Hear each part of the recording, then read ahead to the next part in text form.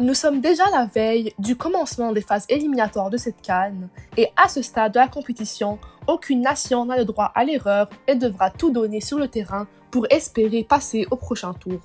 Il y a eu plein de surprises en ce début de compétition et je sens que ce n'est pas encore terminé.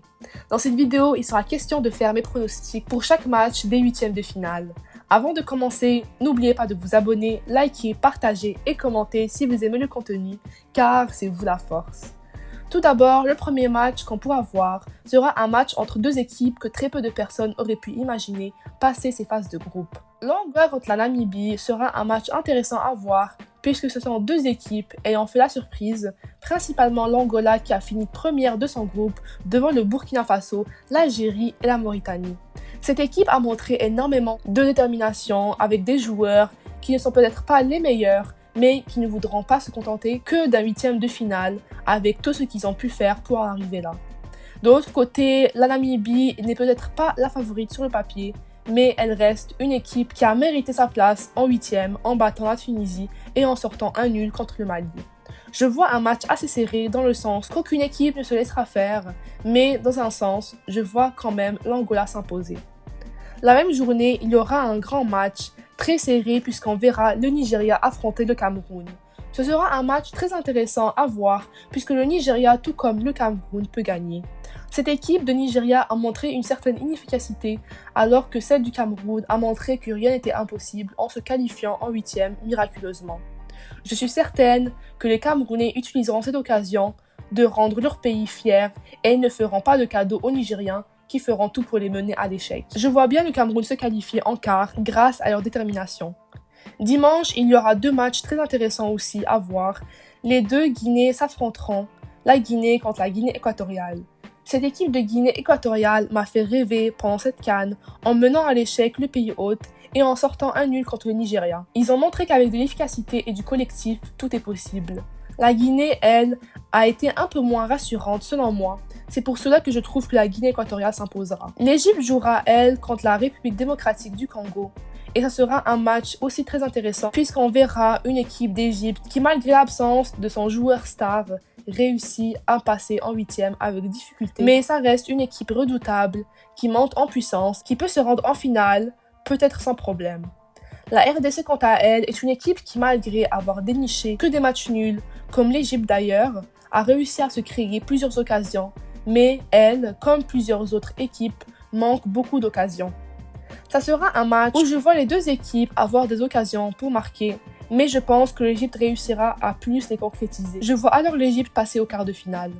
Lundi maintenant, en commençant avec un match entre deux équipes qui peut-être personne n'aurait pu imaginer s'affronter en huitième de finale, sachant que l'une d'elles sera en quart de finale, ce qui est énorme. Le Cap-Vert a montré qu'il n'a peur d'aucune équipe et que peu importe qui vient, c'est le bienvenu.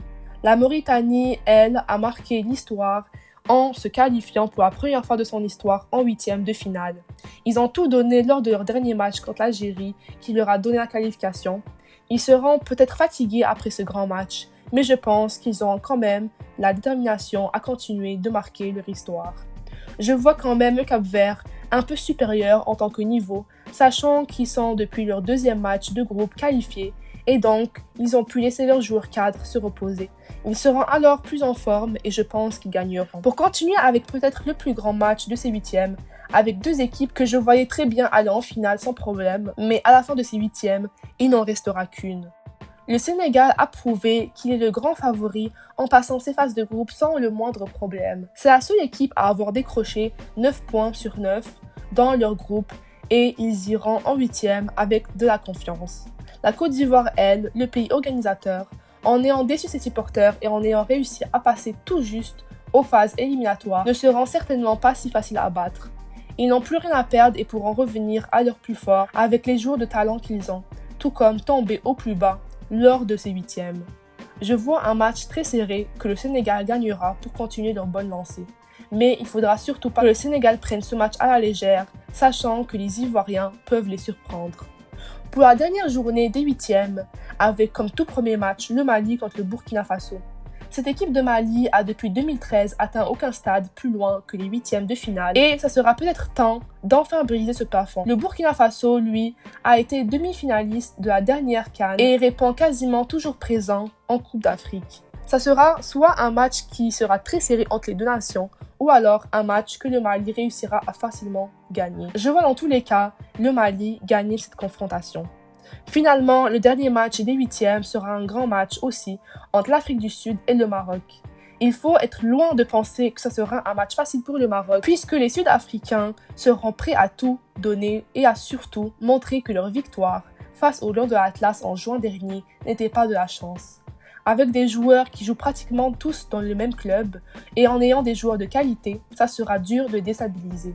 Le Maroc, quant à lui, sera certainement déterminé à passer au prochain tour, puisqu'il espère gagner la compétition après presque 50 ans sans avoir gagné. Ils ont une génération dorée avec des joueurs excellents à tous les postes et surtout une assise défensive très bonne. Ça sera un match à suivre de très près avec deux équipes déterminées à gagner. Je vois quand même une victoire du Maroc avec une différence de maximum un but. En bref, ça ne m'étonnerait encore une fois pas que j'ai tout faux dans pratiquement toutes mes prédictions, puisqu'en 90 minutes de jeu, tout peut basculer et une équipe qui peut être considérée comme favori peut être prise par surprise et menée à l'échec. Il reste peu de jours avant de connaître l'heureux gagnant de cette Coupe d'Afrique grandiose et toute nation rendue en huitième de finale peut maintenant espérer de gagner ce titre tant prestigieux.